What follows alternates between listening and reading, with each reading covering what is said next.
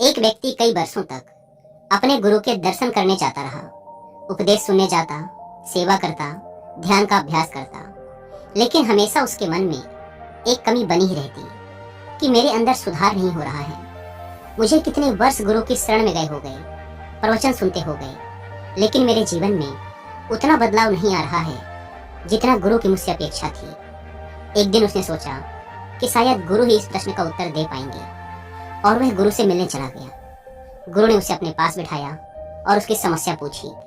उस व्यक्ति ने कहा, जीवन तो बहुत तेजी से बीता जा रहा है। मुझे दीक्षा लिए 20 वर्ष से ज्यादा हो चुके हैं और इन 20 वर्षों में मैंने अपनी तरफ से अथक प्रयास किया, लेकिन इन प्रयासों से मैं संतुष्ट कभी नहीं हुआ। मेरे जीवन का एक बहुत बड़ा हिस्सा बीत चुका है, जीवन का एक भाग बीत चुका है और अब दूसरा चल रहा है। मेरी उम्र लगभग 50 की हो चुकी है, मेरे बाल भी सफेद पड़ने लगे हैं। पिछले 20 वर्षों में मैंने अथक प्रयास किया, लेकिन मैं अपने आप को कहीं भी नहीं पाता। क्या मेरा जीवन यूं ही खाली खाली, कोरा कोरा ही बीत जाएगा? गुरु ने उससे कहा, तुम्हें सच्चाई समझने में अभी 2 वर्ष और लगेंगे। गुरु ने उसे बीजों से भरी एक पोटली देते हुए कहा, तुम यह बीज ले जाओ और इन्हें अपने खेतों में तब बोने के लिए डालना जब 3 दिनों तक अच्छी बारिश हो। वह व्यक्ति उन बीजों को लेकर वापस अपने घर आ गया और बारिश का इंतजार करने लगा। दिन हफ्तों में बदल गए और हफ्ते महीनों में, लेकिन बारिश नहीं हुई। फिर कभी 1 दिन बारिश होती, कभी 1.5 दिन, कभी 2 दिन, लेकिन 3 दिन तक लगातार बारिश कई दिनों तक नहीं हुई। वह प्रसन्न होता जैसे ही बारिश शुरू होती, लेकिन फिर दुखी हो जाता जब बारिश कुछ ही देर में बंद हो जाती। कई महीने फिर ऐसे ही बीत गए। अब वह दुखी रहने लगा कि शायद 3 दिन तक तो कभी बारिश होगी ही नहीं। वह यही सोचता रहता। तभी एक दिन अचानक भयानक काले बादल आए और रात दिन लगातार 3 दिन तक बरसते रहे। उस व्यक्ति के अंदर अत्यंत प्रसन्नता का भाव जागा। उसने गुरु के दिए हुए बीज पोटली से निकाले और खेतों में बो दिए। अगले 2 महीनों में वो बीज अंकुरित हुए, बढ़े और पेड़ बन गए, लेकिन उसे कुछ भी नहीं पता था कि यह किसके पेड़ हैं, क्योंकि उसने गुरु से बीजों के बारे में कुछ नहीं पूछा था। तीसरे महीने से उन पेड़ों में फूल आने शुरू हो गए और देखते ही देखते चारों ओर फूल ही फूल हो गए। तितलियां, मधुमक्खियां, भौरे और ना जाने कहां कहां से लोग उन फूलों को देखने और उनके सुगंध का आनंद लेने आने लगे। इतने सारे लोगों से तो वह अपनी पूरी जिंदगी में नहीं मिला था और ना ही उसने एक साथ इतने सारे लोग पहले कभी देखे थे। वह बड़े आश्चर्य में था कि इतने सारे लोग आ कहां से रहे हैं, बिना बताए, मुझे जानते भी नहीं, पहचानते भी नहीं, मेरा इनसे कोई संबंध नहीं, ये लोग आ कहां से गए? वो बड़े आश्चर्य में था। लोगों ने उसकी बहुत तारीफ की, उसके फूलों की तारीफ की, कुछ ने उसे इनाम भी दिया और सभी ने उसके फूल खरीदे। उसके फूलों की खुशबू और उनकी प्रसिद्धि दूर दूर तक फैलने लगी। सारे शहर, गांव, प्रदेश और देश में फैलने लगी। ऐसे उगते हुए फूल, ऐसी खुशबू और इतने बड़े क्षेत्रफल में लगे फूलों की कभी किसी ने कल्पना भी नहीं की थी। कभी किसी ने सोचा भी ना था कि इतने खुशबूदार फूल भी हो सकते हैं। उनकी खुशबू कई किलोमीटर दूर तक फैली रहती। तभी तो दूर से अगर कोई राहगीर भी गुजरता तो वह पलटकर एक बार जरूर देखने आता कि यह खुशबू आ कहां से रही है। वह व्यक्ति बहुत प्रसन्न था। उसने सोचा कि मैं यह सब जाकर गुरु को बताऊं, लेकिन फिर उसे याद आया कि गुरु ने कहा था कि तुम दोबारा 1 साल बाद आज ही के दिन आना, उससे पहले नहीं। इसीलिए वह बार बार अपनी उत्तेजना को रोकता और सहम जाता कि अभी समय पूरा नहीं हुआ है। इसीलिए वह रुका रहा, लेकिन वह बहुत खुश था। उसने उन फूलों को बेचकर बहुत धन कमाया, एक आलीशान घर बनवाया और उसमें खूब खुशी से अपने यार दोस्तों के साथ रहता। बहुत खुश रहता, लोगों से मिलता और अब आसपास के लोगों से उसका बहुत मेल जोल भी हो गया था। वह अपने समाज का एक बहुत बड़ा मुखिया बन गया था। खूब मान सम्मान मिलने लगा था। लेकिन फिर धीरे धीरे गर्मी बढ़ने लगी। भीषण गर्मी पड़ी, फूल मुरझाए और कुछ समय पश्चात सारा खेत सूख गया और धीरे धीरे लोगों ने आना भी कम कर दिया। अब कभी कभी कोई इक्का दुक्का लोग ही उससे मिलने आते। फिर समय आया गुरु से मिलने का। वह गुरु के पास गया, उन्हें नमन किया। तभी गुरु ने कहा, मुझे कुछ भी बताने की जरूरत नहीं है, मैं सब जानता हूँ। गुरु ने उसे बीज की एक पोटली देते हुए कहा, अब जाओ और इन बीजों को तभी बोना जब फिर से 3 दिन तक लगातार बारिश हो। वह व्यक्ति उन बीजों को लेकर वापस आ गया और थोड़ा दुखी भी हुआ कि वह गुरु को कितना कुछ बताना चाहता था, लेकिन गुरु ने तो पहले ही कह दिया कि वो सब जानते हैं, उन्हें कुछ बताने की जरूरत नहीं। वह इस बात से बहुत निराश था कि वह अपने मन की बात बोल नहीं पाया, लेकिन वह इस बात से अनजान था कि गुरु दूरदृष्टि रखते हैं, वो सब देखते हैं। वह घर आया और फिर से बारिश का इंतजार करने लगा और वह बहुत खुश भी था कि मुझे फिर से बीज मिल गए, फिर वही फूल उगेंगे, फिर चारों तरफ सुगंध फैलेगी, फिर दूर दूर तक मेरी ख्याति फैलेगी, लोग मुझे इनाम देंगे, मेरी प्रशंसा करेंगे, मेरे फूलों की बिक्री होगी, मुझे मान सम्मान मिलेगा। इन सब बातों के बारे में सोचकर वह अंदर से गदगद हो जाता। बार बार इन बातों को सोचता, बीजों की पोटली को देखता और प्रसन्न होता। यह कई दिनों तक चला और वह बारिश का इंतजार करता रहा, लेकिन बारिश नहीं हुई। जब हुई भी तो 1 दिन 2 दिन, लेकिन 3 दिनों तक लगातार बारिश नहीं हुई। कई महीने बीत गए। अब वह थोड़ा उदास रहने लगा कि क्या इस बार 3 दिन तक लगातार बारिश होगी ही नहीं। कहीं गुरु ने इस तरीके से मुझे कुछ समझाने का प्रयास तो नहीं किया जो मैं समझ नहीं पा रहा, क्योंकि अब तो बारिश हो ही नहीं रही। और अब वह मन ही मन तुलना भी करने लगा था कि पिछली बार तो इतने दिनों में बारिश हो गई थी, लेकिन इस बार तो उससे भी ज्यादा दिन बीत गए और बारिश अब तक नहीं हुई। फिर एक दिन काले बादल आए और 3 दिन 3 रात तक मूसलाधार बारिश हुई। इस बार इतनी बारिश हो गई कि उसके खेत की मिट्टी का ऊपरी हिस्सा ही बह गया। वह यह सोचकर परेशान भी हो गया कि इस बार ज्यादा समय लग जाएगा खेत को तैयार करने में, क्योंकि मिट्टी की ऊपरी परत बह गई है। फिर जैसे तैसे करके बारिश रुकी। उसने बड़ी मेहनत से खेत तैयार किया और वो बीज खेत में बो दिए, लेकिन इस बार भी उसने गुरु से नहीं पूछा था कि यह किसके बीज हैं। उसने खुद ही कल्पना कर ली थी कि यह उन्हीं फूलों के बीज होंगे। धीरे धीरे वो बीज अंकुरित हुए, बड़े हुए और उनमें फूल आने लगे। लेकिन वह यह देखकर हैरान हुआ कि इस बार फूल इतने छोटे क्यों हैं। लेकिन वह फिर भी इंतजार करता रहा। उसने सोचा शायद इस बार इन पेड़ों में फल आने वाले हैं। लेकिन कुछ दिनों बाद उसने देखा कि सारे पेड़ों में धीरे धीरे हरी मिर्च लगने लगी है और वह मिर्च की फसल बड़ी तेजी से फलने फूलने लगी। धीरे धीरे वह मिर्च लाल होने लगी, लाल सुरंग।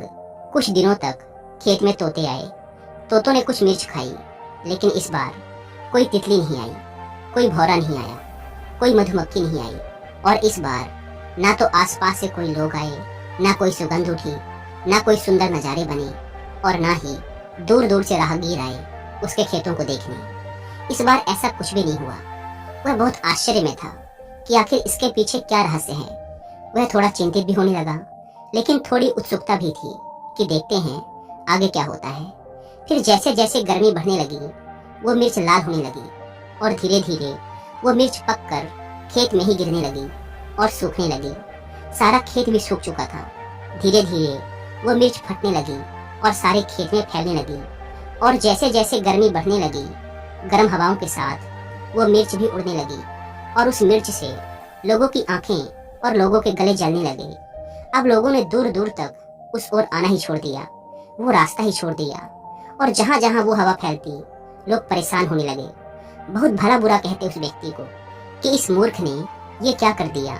अगर इसने इन मिर्चों को बो ही दिया था तो फिर बाजार में जाकर इन्हें बेच देता या फिर इनका कुछ इंतजाम करता, लेकिन इसने इन मिर्चों को खेत में ही गिर जाने दिया और अब ये मिर्चें लोगों की आंखों और गलों में चुभ रही हैं। लोग उससे बड़े नाराज रहने लगे और उसके खेत के आसपास जितने भी पशु पक्षी थे वो सभी वहां से पलायन कर गए। वह बहुत डरा हुआ था, वह अकेला पड़ गया। अब वह किसी तरह से खुद को बचाता, क्योंकि उसकी भी आंखों और गले में मिर्च लग रही थी। वह दिन रात अपने मुंह को कपड़े से ढककर रखता और हवा के विपरीत दिशा में बैठकर खुद को बचाने का प्रयास करता। यह सिलसिला कई महीनों तक चला। उसकी गुरु से मिलने की प्रचंड इच्छा थी, लेकिन गुरु ने पहले ही बोल रखा था कि साल भर बाद आज ही के दिन आना। वह बहुत परेशान था। उसके लिए एक एक दिन काटना बहुत मुश्किल पड़ रहा था, लेकिन किसी तरह से वो दिन आ गया जब वह अपने गुरु से मिलने जा सकता था। वह गुरु के पास गया और अपना सारा हाल सुनाना चाहा, लेकिन गुरु तो पहले से ही सब जानते थे। गुरु ने कहा, मैं सब जानता हूँ, तुम्हारे साथ जो हो रहा है, लेकिन अगर तुम समझ पाओ तो। गुरु ने उससे पूछा, क्या तुम कुछ समझे इन 2 सालों में जो मैंने तुमसे कहा था कि अभी तुम्हें 2 साल और लगेंगे? तुमने क्या समझा? सबसे पहले तो तुम ये समझो कि तुम कौन हो, क्या तुम्हें पता है कि तुम कहाँ से आए हो? क्या तुम्हें अपने पैदा होने का पता है? उसने कहा, नहीं, मुझे नहीं पता कि मैं कैसे पैदा हुआ। जब मैं समझने लायक हुआ और लोगों ने कहा कि यह तुम्हारी माँ है, इसी ने तुम्हें जन्म दिया है, तब मुझे पता चला कि मैं इस माँ से पैदा हुआ हूँ। लेकिन मेरे पैदा होने का मुझे कुछ पता नहीं। गुरु ने कहा कि तुम्हें यह याद नहीं कि तुम कैसे पैदा हुए, तुम्हें यह याद नहीं कि तुम्हारे माँ बाप कौन है। तुम्हें बताया गया कि ये तुम्हारे माँ बाप हैं, तब तुमने जाना कि ये तुम्हारे माँ बाप हैं, तुम इन्हीं से पैदा हुए हो, और फिर तुमने परिवार बनाया। क्या तुम्हें याद है कि तुम अपने परिवार को अपने साथ लेकर आए थे? क्या तुम्हें याद है कि तुम पैदा होते समय अपने साथ कुछ लाए थे?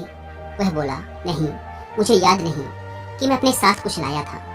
तब गुरु ने कहा, क्या तुम्हें याद है कि तुम आज जो समझ रहे हो कि तुम्हें इतना ज्ञान है, तुमने इतना अध्ययन किया, तुम विद्यालय गए, तुम्हारे इतने यार दोस्त हैं, तुम्हारे बाल बच्चे हैं, तुम्हारी बीबी है, क्या इसमें से कोई भी ऐसा है जो पैदा होते वक्त तुम्हारे साथ था? या जब तुम्हारे माँ बाप ने तुम्हें बताया कि तुम हमारे बच्चे हो, तब भी क्या तुम इनमें से किसी के साथ थे? उसने जवाब दिया, नहीं, तब तो मैं एकदम अकेला था। गुरु ने पूछा, क्या तुम्हारे पास कोई पैसे थे, कोई धन दौलत थी? क्या कोई ऐसा इंतजाम था जिसके सहारे तुम अपना सारा जीवन निर्वाह कर सको? तब उसने कहा, नहीं, मेरे को तो जो मेरी माँ देती थी मैं वही खा लेता था। और क्या तुम्हारे पास ऐसी कोई भविष्य की चिंता थी कि कल तुम्हें दूध मिलेगा या नहीं मिलेगा, या फिर रोटी मिलेगी या नहीं मिलेगी? क्या तुम इसको लेकर चिंतित रहते थे? तब उसने कहा, नहीं, मैं चिंतित नहीं रहता था। मुझे तो जो मैं मांगता था मेरी माँ दे देती थी, और अगर उनके पास नहीं होता था तो इंतजाम करती थी, या फिर पिता से कहती थी कि बेटा ये मांग रहा है, लेकर आ जाओ। लेकिन मैंने तो अपनी तरफ से कुछ नहीं किया। मुझे याद नहीं कि मैंने कभी ये भी सोचा हो कि मुझे दूध कहाँ से मिलेगा, वह मुझे मिलता ही रहा है। तब गुरु ने कहा कि जब तुम्हें ये सब तब मिलता रहा है जब तुम्हें कुछ भी पता नहीं था, जब तुम्हें ये भी पता नहीं था कि कल तुम्हें ये मिलेगा या नहीं मिलेगा, तब भी तुम्हें ये मिलता रहा। जब तुम्हें ये भी पता नहीं था कि तुम कौन हो, कहाँ से आए हो और क्यों आए हो, तब भी तुम्हारी सारी परवरिश, सारी पूर्ति होती रही। तो क्या तुम ये सोचते हो कि अब तुम यह सब कर रहे हो? क्या अब तुम ये सोच रहे हो कि तुम्हें 20 साल यहाँ आते हो गए और तुम्हें अभी तक कुछ नहीं हुआ? तुम्हें क्या होना है? तुम क्या पा लेना चाहते हो? तुम तो हो ही नहीं। तुम कौन हो, जरा सोचो इस बारे में। क्या तुम्हें जिस नाम से पुकारा जा रहा है तुम वही हो? क्या तुम्हें पता है कि यह तुम्हारा ही नाम है? उसने कहा, नहीं, मुझे पता नहीं कि यह मेरा ही नाम है।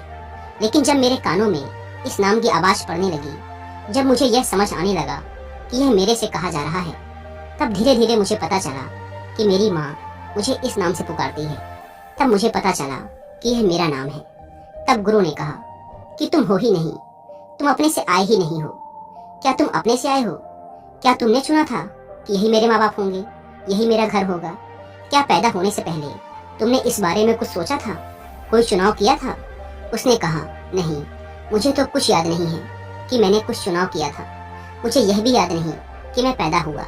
मुझे यह भी याद नहीं था कि ये मेरी माँ है, ये मेरे पिता हैं। मुझे कुछ भी याद नहीं, मेरा कोई चुनाव नहीं। तब गुरु ने कहा कि तुम हो ही नहीं। तुम अब जो कह रहे हो कि मैं हूँ, तुम जो कह रहे हो कि मैंने इतने फूल उगाए, क्या ये तुम्हारे बीज थे? क्या ये तुम्हारे फूल थे? क्या किया तुमने इन फूलों को उगाने में, जरा बताओ। वह चुप हो गया। उसके पास कोई जवाब ना था। वह सिर झुकाए गुरु के सामने खड़ा रहा। गुरु ने कहा, ये बीज तुम्हें मैंने दिए, और इन बीजों को तुमने 3 दिन बारिश होने के बाद जमीन में डाला। क्या वो बारिश तुमने कराई थी? क्या वह मिट्टी जिसमें बीज अंकुरित हुए उसे तुमने बनाया था? क्या तुमने इनके लिए कोई प्रयास किया? वह आंखें झुकाए चुपचाप खड़ा था। उसके पास अब कोई शब्द नहीं थे। गुरु ने कहना जारी रखा, क्या तुमने इन बीजों को जमीन के अंदर फटते हुए देखा है? क्या तुमने देखा है कि ये कैसे अंकुरित हुए और कैसे उसमें से पेड़ निकला? ये जमीन के अंदर जो सारा खेल हुआ, क्या तुमने इसके लिए कुछ प्रयास किया था?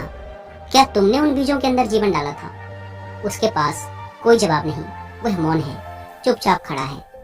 तब गुरु ने कहा कि तुम हो ही नहीं, बस तुमने मान लिया है कि तुम हो। और तुमने जब से यह माना है कि तुम हो, जब से तुमने माना कि यह मैं कर रहा हूँ, जब से तुमने माना कि यह सब मेरा है, यह मेरी माँ है, यह मेरे पिता हैं, मैंने ये हासिल कर लिया, मैंने वो हासिल कर लिया, मैंने वो पढ़ाई कर ली, मैंने शादी कर ली, मैंने व्यापार खड़ा कर लिया, मैंने बच्चे पैदा कर लिए, ये मेरे बच्चे हैं। असल में तुमने यहाँ कुछ भी नहीं किया, तुमने सिर्फ मैं को जन्म दिया है और इस मैं की वजह से तुम्हें पता नहीं चल पा रहा कि तुम कौन हो। तुम तो हो ही नहीं। क्या तुम हो? क्या तुम्हें पता है कि तुम कौन हो?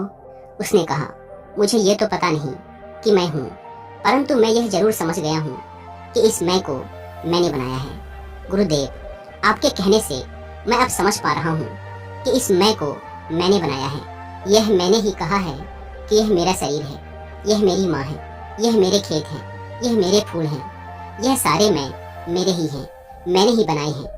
मैं इन्हें लेकर नहीं आया था, क्योंकि जब मैं आया था तो मुझे तो पता ही नहीं था कि मैं कौन हूँ। मुझे तो लोगों ने बताया कि मैं हूँ, मुझे एक नाम दिया गया और जब मुझे उस नाम से पुकारा गया तब मुझे समझ आया कि मैं ये हूँ, मेरे शरीर का यह नाम है। लेकिन मुझे अभी भी यह पता नहीं कि इस शरीर के अंदर कौन है जो देख रहा है, बोल रहा है, सब कुछ समझ रहा है। तब गुरु ने कहा, जब तुम्हें कुछ भी नहीं पता कि तुम कौन हो और यह सोच रहे हो कि मैं 20 सालों से कर रहा हूँ, कौन कर रहा है? तुम्हारा मैं कर रहा है और यह मैं कहीं भी नहीं जाने वाला। 50 साल गुजर गए, अगले 50 साल और गुजर जाएंगे, लेकिन यह मैं कहीं नहीं जाने वाला। जो यह कह रहा है कि वो मेरे फूल थे, सच बताओ, क्या वो तुम्हारे फूल थे? जो यह कह रहा है कि मैंने ये बीज लगाए, क्या ये तुम्हारे बीज थे? तुम्हारा यहाँ कुछ भी नहीं, तुम हो ही नहीं।